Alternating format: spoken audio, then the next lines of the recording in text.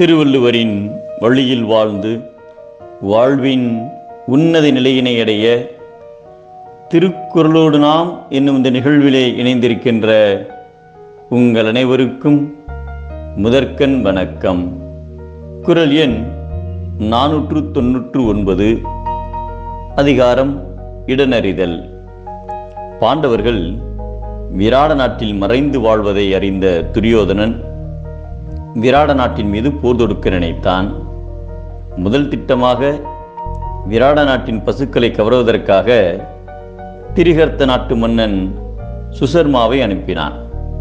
சுசர்மா தன் படைகளுடன் பசுக்களை கவர்ந்து சென்றபோது அதை தடுக்க வந்த விராட நாட்டு மன்னனையும் சிறைபிடித்து சென்றான். அச்சமயத்தில் போரை காண்பதற்காக தருமர், பீமன், நகுலன், சகாதேவன் ஆகியோர் மாறுவேடத்தில் அங்கு வந்திருந்தனர். உடனே பீமன் சுசர்மாவின் தேரை உடைத்து விராட மன்னனை விடுவித்து அழைத்து வந்தான். நகுலன் போரில் குதிரைகளை தன்வசப்படுத்தினான். சகாதேவன் பசுக்களை மீட்டு ஆயர்களிடம் ஒப்படைத்தான். சுசர்மா போரில் தோற்றதை அறிந்த துரியோதனன் பெரும் படையெடுத்து வந்தான்.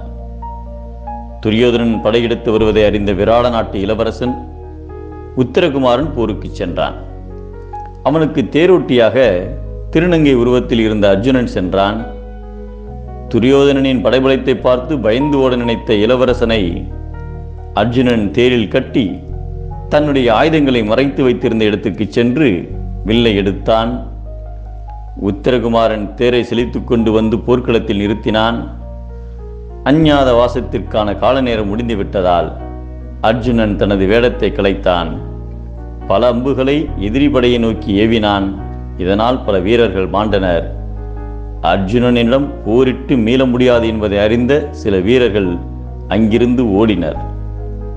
அர்ஜுனன் கர்ணனின் தேர் சாரதியை நோக்கி அம்பை எய்தினான். கர்ணனின் தேர் சாரதி அவ்விடத்திலேயே கீழே விழுந்தான். அதற்கு மேல் போர் புரிய முடியாததால் கர்ணனும் போர்க்களத்தை விட்டு வெளியேறினான். இறுதியில் துரியோதனன் அர்ஜுனனும் போர் புரிந்தனர். அர்ஜுனனின் பலத்தை கண்ட துரியோதனன் இதற்கு மேல் போர்க்களத்தில் இருந்தால் தோற்றுவிடுவோம் என நினைத்து போர்க்களத்தை விட்டு அகன்று சென்றான்.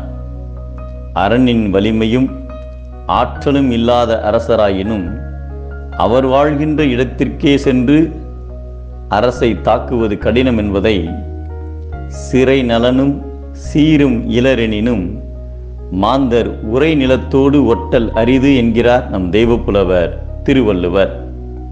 அரணும் அறிவில்லாத மன்னன் தாக்கு பிடிப்பார். ஆற்றல் கொண்ட மன்னன் மக்களை தாங்கி பிடிப்பார்.